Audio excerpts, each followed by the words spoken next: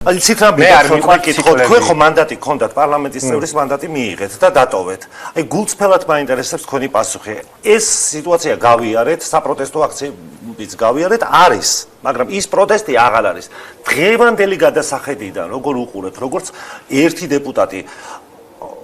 მოიქცა თუ არა კარგად, ცოტნე როდესაც დატოვა ეს მანდატი. როგორც ერთი დეპუტატი სულად თეთრ სახში დავსვადე ერთი იყო, იქ ჩემი ჯდომა არის ბუტაფორია და არა ზოგადად ოპოზიცია. ხო და ზოგადად ოპოზიცია მე ჩემი პოზიცია მაშინ ჩემს კოალიციაში მე დაში დავაფიქსირე იმის მე როგორ თქვი რომ გუნდის გადაწყვეტილებას და მიმართებაში გადაწყვეტილებას ეს მანდატი იმ კამპანიის პროდუქტი არა კამპანიას მათთან ერთად ვიყავი. რაღაცნაირად ანუ თქვენ არ უჭერდით მხარს პარლამენტის მანდატების მე მგონია რომ ბოიკოტი რომელიც არის სინამდვილეში ქართული ოცნების ბერკეტი იმ ნაწილში რომ ის წყვიტავს მე ჯამში შენ პარლამენტარი იქნები თუ არა სინამდვილეში არის რომ ადამიანის თვითმეურნეობრივ ამით საქმე კეთდება და არცაფერ საქმეს არ აკეთებ უბრალოდ გონია რომ ამით საბაჭოდ რაღაც დარჩება და ეს იყო იგივე რაც სოციალში იყო განსხვავებულად მე უბრალოდ მოიქცა ბიზინა როცა ადგა და ეს მანდატები უბრალოდ ჩახსნა ჩემი აზრით მოლოდინი მაგის არ იყო რომ მანდატები ჩაიხსნებოდა და ანუ ოპოზიციას არ ეგონა რომ მანდატებს შახსნა მე ასე მგონი რომ წინაზე ეგეთი ტიპის პრაქტიკა იყო და მე წავიდა მე ასე მგონი ყოველ შემთხვევაში ჩემი აზრით ამაზე შიგნით აი ოპოზიციაში მე მესმის ახლა კონკრეტულ დეტალებზე არ ვისაუბრებთ მაგრამ ანუ ადამიანებს ჰქონდათ მოლოდინი რომ არ შეუწყდებოდათ თუ ერთი ცოტნე კომერციის პოზიცია არის ეს ჩემი რომ ცოტნეს პოზიცია არის ეს და იმდენად არც გამიხილია რომ იმდენად რავი ერთხელ ესე მოხდა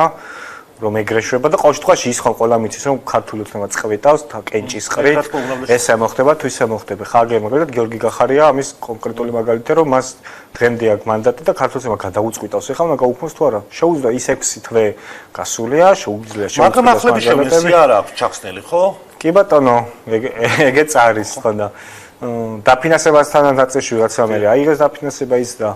ეგეთი რაღაცები კი ხდება ჩემი აზრით ყოველ შემთხვევაში იქნებოდა რომ ხელისუფლებისადმი ბოიკოტს წნეხად განიხილავ იმ შემთხვევაში თუ თვლი რომ ამას სამართლებაში მე რაღაც განხილვები დაიწყება მას ეს უღირს ანუ გაუმართლებელად მიგაჩნიათ ეს მანდატების ასეთი ფორმით მიმართვა ოპოზიციის ან გამოსავლად არ მგონია ხოლმე ეგეთი რაღაცები ადამიანს ვენებ ეს არის გამოსავალი ჰა ეს ქენით დემისერე შენთან აქ პრეტენზია კაიც გავიგე მაგრამ უკან დასახევი არ დაუტოვა ოპოზიციამ უკან დასახევი არ დაიტოვა ამ ნაბიჯით ხო ესე გამოდის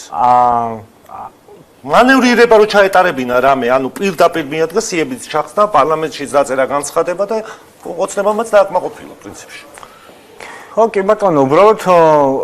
ისედაც თუ ასედაც ქართული ოცნების გადასაწყვეტი იყო ეგ როცა მაგას მე წერდა, თვითონ ქართული ოცნებასაც აღარ სურდა ალბათ გავსი ტიპის კომუნიკაცია და ჩახსნა უბრალოდ ოპოზიციასთან და ის პოტენციალიც შეიძლება აქ რაღაცა საუბრით მიიღდეს. მოკლედ, პოლიტიკა მოკვდა ამ ქვეყანაში ამ დროის განმავლობაში. გადავდივართ ქუჩაში. თუ ქუჩაში გადავდივართ, ჩემთვის პოლიტიკაში ყოფნი ადამიანისთვის მაგ თავარი ესეც საკითხი. შვებით თუ არა მაქსიმალურს მაშინ რომ ქუჩაში ვართ, ის მაქსიმალურ მე ვნახე რაც იყო დეკემბერში და დღეს ეგ ინვესტიცია არ ხდება თუ ხდება მომზადება საკრებულოს არჩევნებისთვის. ისევ კაფედრო არჩევნებზე არ გავდივართ და მე ჯერ არ გამიგია.